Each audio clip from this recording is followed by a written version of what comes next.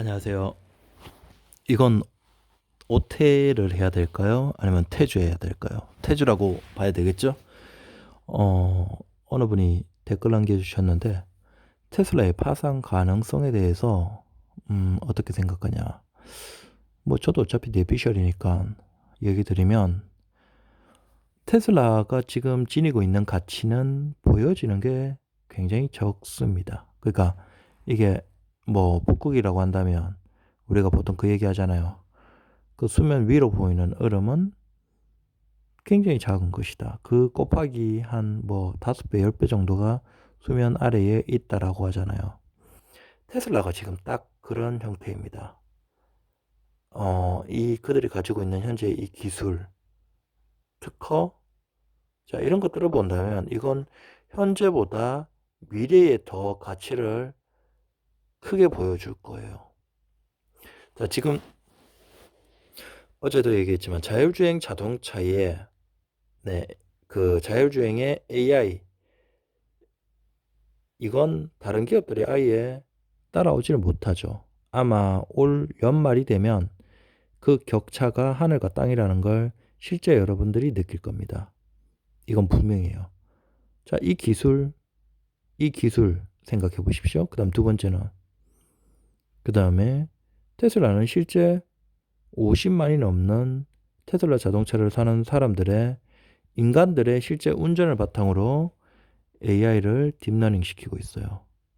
이거 폭스바겐 CEO가 우리도 저렇게 하고 싶다라고 부러워했는 부분입니다. 다른 내연기관들은 전혀 못하던 그 어마어마한 실제 운전 데이터, 테슬라는 네, 상상도 못할 수준으로 가지고 있습니다. 테슬라는 이 데이터를 바탕으로 열심히 AI에게 딥러닝만 시키면 되는데 다른 내연기관 애들은 아직 이걸 구하지도 못했습니다. 자, 이 데이터. 또 다른 걸로는 테슬라의 원통형 배터리 관련 기술. 다들 구식 기술이라고 얘기했지만 가장 최근에는 현대와 LG화학, 그러니까 테슬라 중국 공장에서 원통형을 공급하고 있는 LG화학이죠. 그 LG화학이 한국에서 원통형 배터리를 같이 하는 태스크포스를 꾸리고 그걸 실험하고 있습니다. 원통형 배터리는 구식 기술이 아니에요. 원가를 적극적으로 낮추고 대응할 수 있는 굉장히 안정적인 미래의 배터리 기술이라고 저는 생각합니다. 저는 각형과 파우치형의 전기차 시대가 오지 않을 것이다. 무너질 것이다. 라고 생각을 합니다. 이게 다른 선두주자, 원통형에서 이렇게 압도적으로 잘 나가는 선두주자가 없다면 상관없지만 테슬라가 지금 이렇게 빠르게 치고 나가고 있는 상황에서 각형과 파우치형은 사장되는 기술일 것이다. 그 다음에 여기서 원통형 배터리 기술에서 한 발 더 나아가서 테슬라는 곧 100만 마일 배터리 계획을 발표합니다. 그 계획이 뭐냐면 그러니까 모델 3 기준으로 기존에 약 700에서 800회 정도, 30에서 50만 정도를 주행할 수 있는 그 배터리 팩의 그 내구성이라고 할까? 그거였다면 100만 마일 배터리 팩은 모델 3 기준으로 약 4,000회 충전. 그러니까 5배 되죠. 주행거리 역시 5배 정도로 160만 킬로 정도의 내구성을 가진다라는 겁니다. 이게 일반 소비자를 위한 게 아니고 이제 본격적으로 테슬라 네트워크 로보택시를 돌리면 자전 충전, 긴 주행 거리. 자, 그걸 해결하기 위해서 이렇게 배터리를 내구성을 극한으로 높이고 있습니다. 그 발표가 원래는 4월이었는데 연기가 됐고 5월에 곧 발표를 합니다. 자, 이 압도적인 배터리의 내구성 기술. 여러분들이 아직도 원통형이 구식이다. 그거 좀 타면 못한다. 그러니까 메모리 이펙트라고 하나요? 그 충전 방전하면 이제 계속 줄어드는. 웬만큼 줄어들어도 지금 모델 S, 초기의 모델 S가 굴러다니고 있습니다. 여러분들 지금 2012년식 모델 S의 중고 가격이 포르쉐 911과 비슷하다는 거 아시나요? 네, 굉장히 중요합니다. 그만큼의 가치를 인정받는다는 거예요. 이상하잖아요. 전기차는 꽤 오래 타면 메모리 이펙트로 인해서 거의 못하는 수준이 된다라고 열심히 사람들이 얘기했지만 정작 지금 모델 S 2012년식이 중고 단가로 본다면 포르쉐 911과 거의 비슷한 수준으로 높은 퍼센티지를 인정받고 있습니다.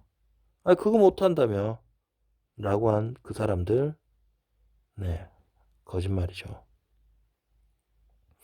근데 지금 100만 마일 내구성의 배터리가 로보택시, 테슬라 네트워크를 위해서 장착이 된다면 그건 어떨까요? 두말할 것 없습니다.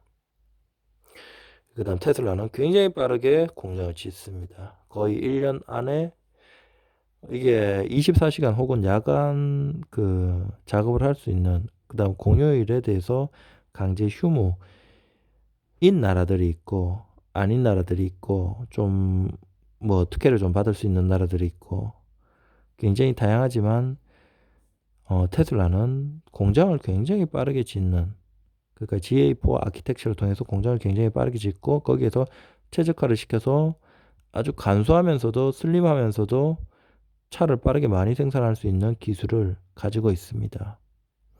웬만한 지역이면 1년에서 1년 반 만에 공장을 짓고 차를 수십만 대 뽑아낼 수 있습니다. 이 기술 압도적입니다.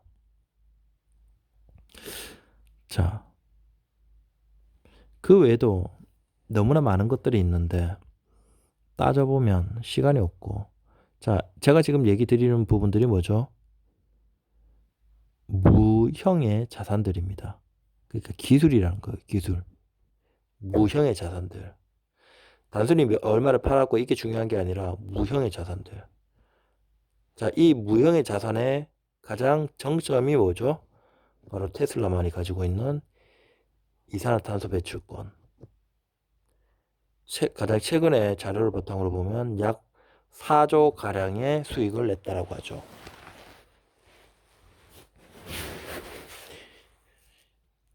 이 무형의 자산들을 들어보니까 어때요? 자, 이제 테슬라 파산에 대해서 걱정하는 분들에게 얘기를 해볼게요. 자, 테슬라가 실제 파산 구간으로 진입을 합니다. 현금이 마르는 게 먼저겠죠. 현금이 마르고, 근데 현금을 구하지 못하고 파산각이 나옵니다. 그때 결국 할 수 있는 건, 네, 일반적인 기업이 파산각이 나오면 좀 큰 투자자들이 먼저 도망치겠죠. 자, 테슬라 기업이 파산각이 나올 때 테슬라의 주가는 내릴까요, 오를까요? 저는 100% 테슬라 기업이 파산각이 나오면 주가가 폭등할 거라고 봅니다. 왜? 제가 앞에 얘기 드렸던 이 무형의 자산만 하더라도 그 가치는 상상 초월하죠. 아마 테슬라 자동차 기업을 인수한다라고 했을 때 인수해서 이 무형의 자산만 이용을 해도 어마어마한 수익을 얻을 겁니다. 단순히 그게 수치로 잡는 게 거의 불가능한 수준이죠. 자, 이 무형의 자산 다 가져갈 테니까 테슬라 사라고 하면 사우디의 그 중동의 오일머니들, 그 다음에 전 세계의 거대한 투자자들, 그 다음에 전 세계의 내연기관 자동차들, 그 다음에 전 세계의 IT, 전자, 항공업에서 어마어마한 돈들이 달려들 겁니다. 그래서 이 테슬라라는 기업을 서로 인수해 가려고 하겠죠. 왜? 테슬라는 단순히 자동차를 만드는 게 아니라 거기에서 확장을 해 나가면 우브와 리프트 시장도 먹고, 그 다음 또 다른 방향으로 확장을 해 나가면 자, 전기 에너지 저장, 그러니까 뭐 사실상 그냥 에너지 기업의 형태로도 나가고, 그 다음에 이산화탄소 배출권을 바탕으로 전기차에서는 손해를 보고 팔아도 돈을 벌 수 있는 구조를 만들 수 있고, 그 다음에 배터리 공장을 통해서 수많은 전기차를 만들고 싶어 하는 기업들에게 배터리를 공급할 수도 있고, 이게 이 기업 하나로 인해서 수익을 낼 수 있는 사업 구조, 그 다음에 무형의 자산들의 규모는 어마어마합니다. 자, 그걸 하나하나 뜯어만 가도 기존의 내연기관 자동차 애들은 가치가 올라가겠죠. 그러니까 테슬라가 파산각이 나왔다. 그러면 실제 테슬라가 파산각이 나왔을 때 거래가 되는 건 그 일론 머스크의 20% 지분이에요. 나머지 투자자들은 오히려 지분을 서로 늘리려고 할 거예요. 왜? 결국 그 지분들을 거대한 중동 오일먼이나 아니면 뭐 자동차 기업들 같은 애들이 사갈 거니까. 분명하죠. 왜? 사가면 그걸 바탕으로 자신들이 쓸 수 있는 기술은 당장 쓰고, 그 다음에 처분할 수 있는 기술은 처분하면서도 충분히 수익을 낼 수 있으니까. 왜? 지금 전 세계에 돈이 넘쳐나잖아요. 지금 전 세계의 수많은 기업들 현금은 넘쳐나요. 다만 지금의 이 상황이 해결될 시점을 모르니까 무서운 거죠. 그러니까 테슬라 파산각이 나오면, 그러니까 현금이 바닥이 나고 현금을 마련하지 못하게 되면 솔직히 그럴 일도 없을 거예요. 그럴 일도 없지만 최악의 상황에서 그냥 가정에서 얘기하면 결국 거래될 수 있는 주식은 뭐 일반적인 주식과 그 다음에 지분을, 그러니까 경영권이나 기업의 지분을 가져가는 건 결국 일론 머스크의 지분이 거래된다는 건데, 잘 봐요. 일론 머스크가 자기네 지분이 매각한다라고 하더라도 그걸 투자하는 사람이 일론 머스크가 나가길 원할까요? 나가지 않길 원할까요?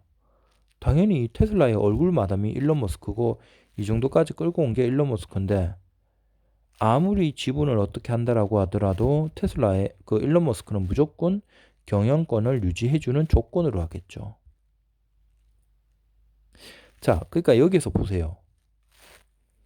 결국은 지금 테슬라가 자유롭게 돈을 마련할 수 있는 그 방법은, 거기에서 가장 핵심은 누구일까요? 기술도 중요하지만 일론 머스크예요. 근데 지금 일론 머스크가 가지고 있는 지분이, 네, 현금을 마련하기 위해서 팔고 나가려고 할 때도 결국은 일론 머스크가, 네, 있어주는 조건으로 될 거예요. 자, 일론 머스크가 있어주는 조건으로 거의 지분이 거래가 된다라고 한다면, 이건 그냥 반대로 얘기하면 일론 머스크가 테슬라의 대표로 있으면서 현금을 마련하려고 하면 얼마든지 어디서든 현금을 대주겠죠. 왜? 일론 머스크가 존재해야 테슬라의 가치가 존재하니까. 그러면 거기에 발을 담그고 있는 기존의 많은 어떤 투자 기관들이나 세력들은 일론 머스크가 존재하기 위해서라도 적극적으로 도울 겁니다. 그러니까 이게 좀 일반적인 기업이랑은 좀 달라요. 우리가 단순히 이걸, 야, 현금이 너무, 근데 그 얘기는 또 다르게 얘기하면, 우리가 예전에 많이 테슬라에 대해서 공부했지만 테슬라는 현금을 풍부하게 하려면 얼마든지 할 수 있습니다. 저 독일 공장 짓지 않았으면 돼요. 아, 그리고 미래에 대한 투자 그거 좀 줄이면 돼요. 노동자 좀 빠르게 선제적으로 해고를 해버리면 됩니다. 생산에서, 네, 효율을 좀 추구하면 돼요. 그러니까 테슬라는 지금 현금 흐름을 긍정적으로 만들려면 얼마든지 현금이 많게 만들 수 있어요. 근데 지금 테슬라가 어떻게 하고 있냐면, 앞으로 1년, 2년, 3년 뒤에까지 굉장히 타이트하게 투자를 계속 빡빡하게 하고 있어요. 그러니까 이쪽에서 현금 나오면 이 현금을 그냥 보유하고 있고 이런 게 아니라, 앞으로 1년, 2년, 3년 뒤에 미래 거를 적극적으로 투자를 하면서 계속 돈을 써버리고 있어요. 그러니까 일반적인 기업의 관점으로 이건 볼 수 없어요. 왜 얘들은 돈이 이렇게 항상 부족하냐? 항상 부족하게 현금만 어느 정도 나올 수 있는 균형이 생기면 계속 그걸 앞으로 미래에 선제적으로 투자를 해버리니까 의도적으로 그냥 현금을 안 두는 거예요.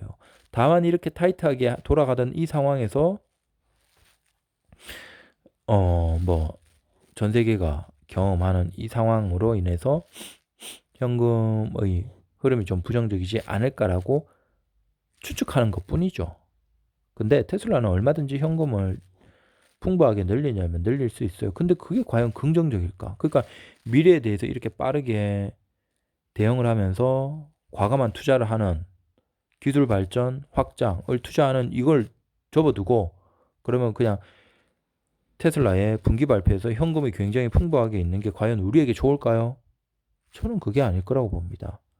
테슬라를 투자하는 사람들은 그걸 원하지 않을 거예요. 오히려 그거보다 현금을 쥐어짜더라도 이제는 믿음이 있기 때문에 더 먼 미래에 더 혁신적인 걸 보고 싶어 하겠죠. 그래서 테슬라는 이게 일반적인 투자자의 관점에서 보면 좀 이해가 안 될 거예요. 야, 저거 파산각인데?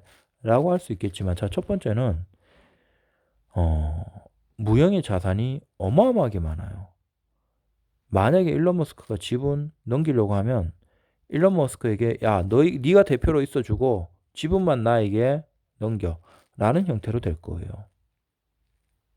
굉장히 이상하잖아요.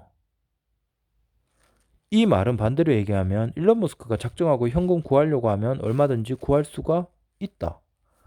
게다가 이 무형의 자산만 인수해 간 다음에 조각조각 내도 얼마든지 수익을 낼 수 있다.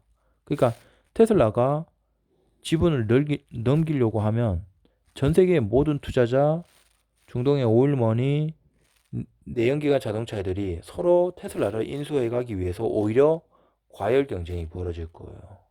주가는 폭등을 할 겁니다. 그러니까 테슬라는 애초에 매각하려고 하면 오히려 주가가 폭등한다. 라는 게 제 시각이고, 두 번째는 테슬라는 현금을 굳이 이렇게 쌓아두지 않는다. 그러니까 우리 입장에서, 투자자 입장에서 과연 테슬라가 현금 쌓아두고 우리 현금 이렇게 많아요 보여주는 게 좋을까? 아니면 지금처럼 1년, 2년, 3년 앞으로 현금을 계속 밀어 넣어서 투자하면서 당장 테슬라의 창고에는 현금이 굉장히 적지만 미래에 가면 갈수록 더 역동적으로 변화하는 그 투자가 계속 지속적으로 이루어지는 게 좋을까라고 했을 때 굉장히 많은 사람들은 후자를 선택할 거예요. 그래서 현금 비중이 너무 적다. 이게 아니라 테슬라는 현금이 적어야만 된다라는 건 이미 웬만한 투자자들이 다들 이해하고 있어요. 네. 그리고 테슬라는 단순히 자동차 기업이 아니에요. 자동차 기업의 현금에서 본다면 야, 저 너무 현금 보유가 적은데 라고 하겠지만 자동차를 만들지만 미래의 AI 기술에서 가장 앞서 있고 그 다음에 자율주행 기술, 에너지 사업, 그 다음에 이산화탄소 배출권, 그 다음에 우버, 리프트 같은 자동차 네트워크 공유. 자, 테슬라가 뻗어나가고 있는 분야는 어마어마해요. 그럼 과연 어디에 어떤 포커스를 맞춰서 이 기업을 분석할 것인가? 그리고 이런 많은 사업에서 계속 확장하고 있는 기업에게 거기에 들어가는 연구개발비, 그러니까 에너지 사업, 그 다음에 우버 리프트 같은 사업, 그 다음에 자동차, 자율주행, 무인주행, 자, 이런 많은 사업들이 각각 하나만 하더라도 많은 연구개발비가 필요하겠죠. 근데 그 많은 사업의 분야에서 각각에서도 시장에서 어느 정도 앞서가기 위해서 많은 연구개발비가 투자됐을 때 과연 이런 많은 사업을 하고 있는 기업이 통장에 현금을 많이 쌓아 놓는 게 좋을까요? 아니면 없는 게 좋을까요? 그러니까 우리가 보는 관점을 어, 바로 잡는다고 해야 될까? 그러면 너무 좀 오만할 수도 있겠지만 보는 관점에 따라서 다른 것 같아요. 전통적인 방식에서 이 테슬라라는 기업을 보느냐 아니면 기존까지 존재하지 않던 혁신적인 똘끼 가득한 사람이 끌고 가는 테슬라로 바라보느냐.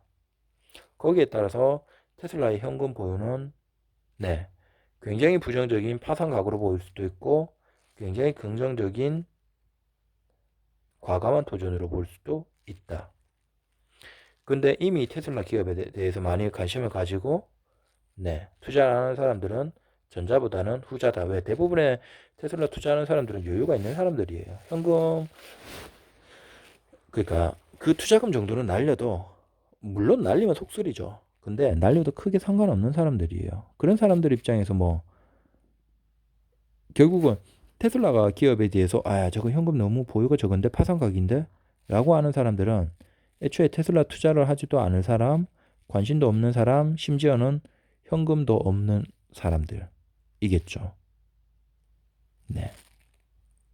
그래서 테슬라의 현금 부족을 얘기하는 그런 주장들은 그냥 쌩까도 된다라는 게 제 생각입니다. 감사합니다.